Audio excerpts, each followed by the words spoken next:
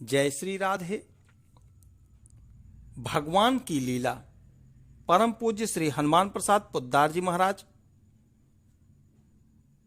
सरस प्रसंग नामक पुस्तक में बताते हैं,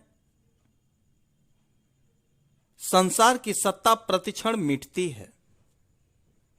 संसार की सत्ता प्रतिक्षण मिटती है। जगत में दो ही चीजें हैं, लीला और लीलामय। एक ही परमात्मा, एक ही लीलामय संसार में लीलारत है।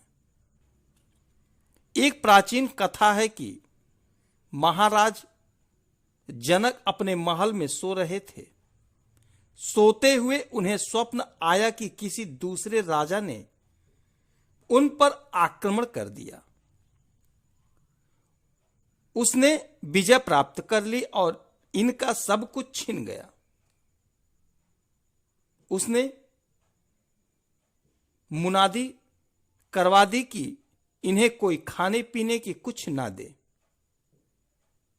और इस राज्य की सीमा के बाहर कर दिया जाए। इन्हें ऐसा स्वप्न आ रहा है और उस स्वप्न में ही 3 दिन व्यतीत हो गए, परंतु राजा को कुछ खाने पीने को नहीं मिला। भूख प्यास से पीड़ित राजा को कोई आश्रय देने के लिए तैयार नहीं। चौथे दिन वे उस राज्य की सीमा के बाहर उस स्थान पर पहुंचे जहां अन्न सत्र चल रहा था। सबको भोजन दिया जा चुका था। तब ये रोते हुए वहां पहुंचे और कुछ देने के लिए निवेदन किए।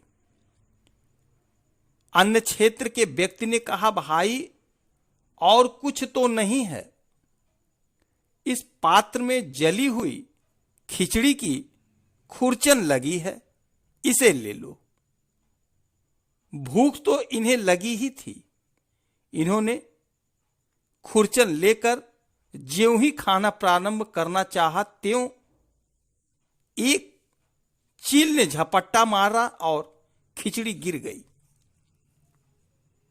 खिचड़ी नीचे गिरते ही इन्होंने जोर से चीखा और यह चीख असली हो गई।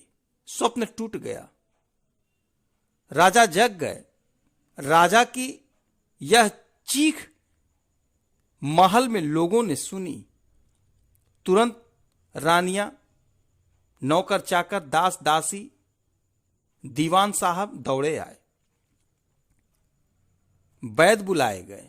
सबने पूछा, महाराज क्या हुआ? अब महाराज बड़े असमंजस में पड़ गए। बोले, क्या बताऊं? राजा ने देखा कि मैं तो राजमहल में इस पलंग पर बिछे मखमली गद्दे पर लेटा हूं, परंतु अभी अभी तो मैं भूखा प्यासा था, राज्य से निर्वासित था।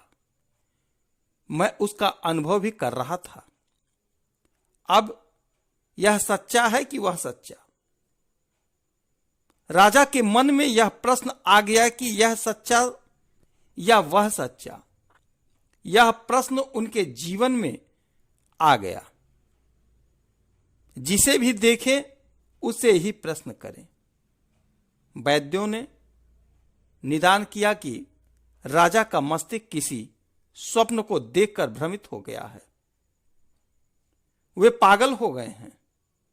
राजा महल में बैठे रहते, जो खाने को दिया जाता वह खा लेते और जो भी मिलता उससे यही पूछते, यह सच्चा या वह सच्चा।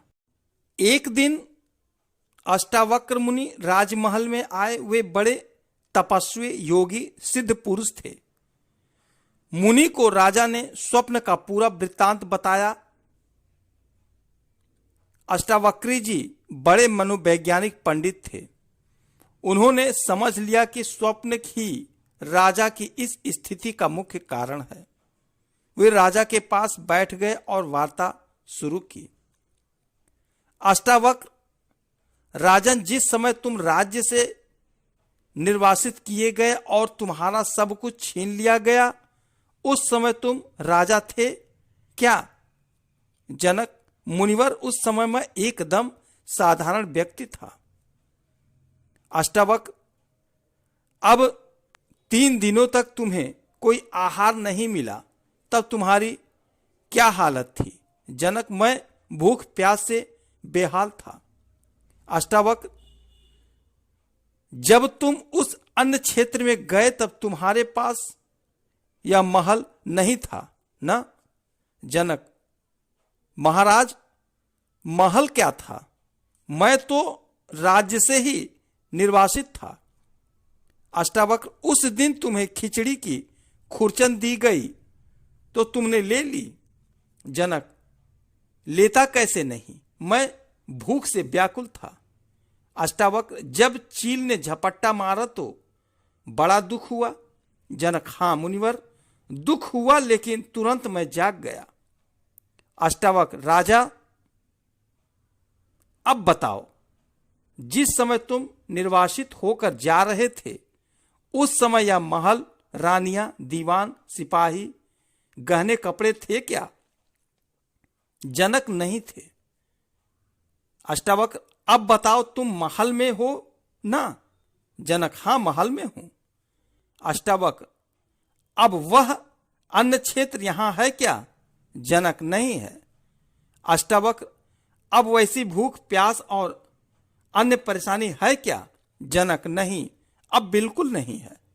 अष्टावक्र, राजन, तुम्हारे प्रश्न का सीधा उत्तर हो गया कि जैसा यह है वैसा वह, और जैसा वह वैसा यह। जागृत में स्वप्न नहीं और स्वप्न में जागृत नहीं। जागृत का संसार स्वप्न में नहीं और स्वप्न का जागृत में नहीं। जब तक तुम जागे नहीं तब तक यह संसार नहीं रहा, और जब जाग गए तब वह नहीं रहा। इसलिए दोनों एक से हुए ना? जनक, कैसे? अष्टावक्र, स्वप्न में एक संसार की सत्ता थी क्या? जनक, नहीं। अष्टावक्र, और अब संसार में स्वप्न की सत्ता है क्या? जनक, नहीं। अष्टावक्र, ठीक इसी प्रकार सत्ता ही नहीं, तुम अपने आप जैसे स्वप्न में देख रहे थे वैसे ही जागरण में देख रहे हो।